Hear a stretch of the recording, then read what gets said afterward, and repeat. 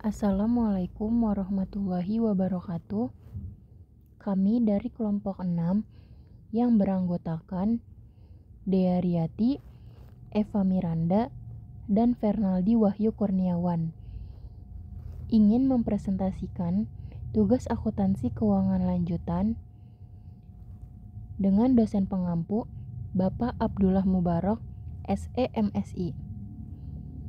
Materi yang akan kami presentasikan yaitu transaksi entitas induk dan entitas anak, yaitu utang. Pada slide pertama, transaksi utang antara entitas induk dan entitas anak. Transaksi utang antara entitas induk dan entitas anak harus dieliminasi dalam rangka penyusunan laporan keuangan konsolidasian. Pinjaman yang diperoleh entitas anak dari entitas induknya mengakibatkan entitas anak mencatat adanya utang. Di sisi lain, entitas induk mencatat adanya piutang. Dari kacamata konsolidasi, utang piutang tersebut harus dieliminasi karena transaksi pemberian pinjaman tersebut terjadi antara entitas induk dan entitas anak yang merupakan satu kesatuan ekonomi jika transaksi pemberian pinjaman tersebut memunculkan pendapatan atau beban bunga. Maka akun tersebut juga harus dieliminasi. Selanjutnya, transaksi pembelian obligasi. Dari sudut pandang konsolidasi, entitas induk dan entitas anak merupakan satu entitas pelaporan, sehingga semua dampak dari transaksi yang melibatkan kedua pihak tersebut harus dieliminasi.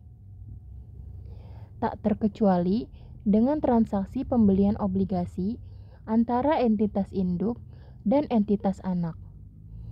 Entitas induk dan entitas anak dapat terlibat dalam transaksi jual beli obligasi secara langsung. Selain itu, entitas induk juga dapat membeli obligasi entitas anak secara tidak langsung, yaitu melalui pihak non-afiliasi.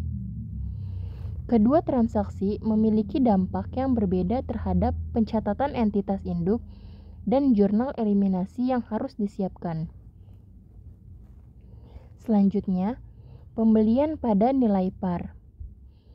Ketika entitas induk menerbitkan obligasi pada nilai par dan dibeli langsung oleh entitas anak, maka diperlukan jurnal eliminasi untuk menghapus akun investasi pada obligasi, utang obligasi, pendapatan bunga, serta beban bunga.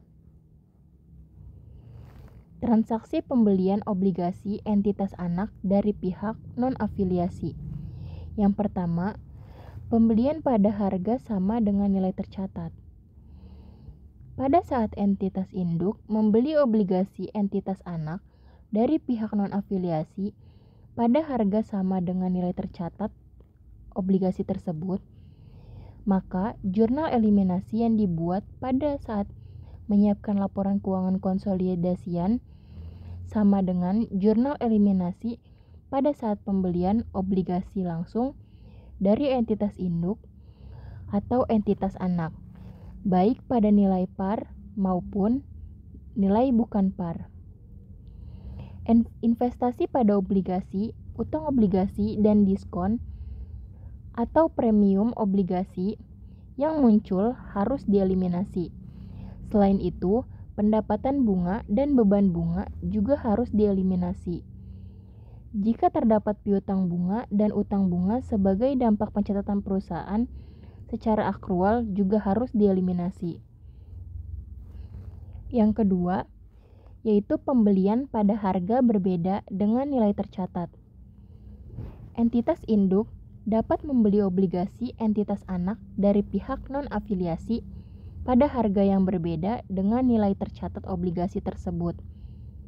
Ketika entitas induk membeli obligasi entitas anak pada nilai yang berbeda dengan nilai tercatat obligasi, maka dari sudut pandang konsolidasi, muncul keuntungan atau kerugian dari penarikan obligasi.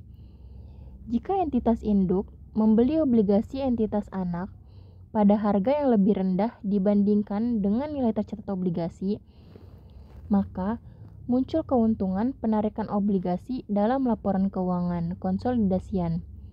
Sebaliknya, ketika entitas induk membeli pada harga yang lebih tinggi dibandingkan nilai tercatatnya, maka terdapat kerugian penarikan obligasi yang harus disajikan. Atas keuntungan atau kerugian penarikan obligasi, entitas induk melakukan pencatatan tambahan untuk menambah atau mengurangi akun investasi pada entitas anak dan bagian laba atas entitas anak sebesar porsi kepemilikannya.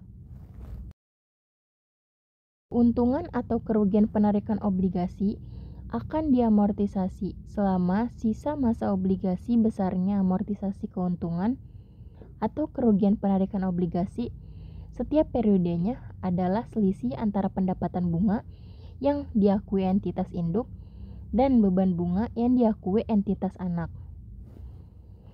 Atas amortisasi keuntungan atau kerugian penarikan obligasi, entitas induk akan membuat pencatatan untuk menambah atau mengurangi akun investasi pada entitas anak dan bagian laba atas entitas anak sebesar porsi kepemilikannya.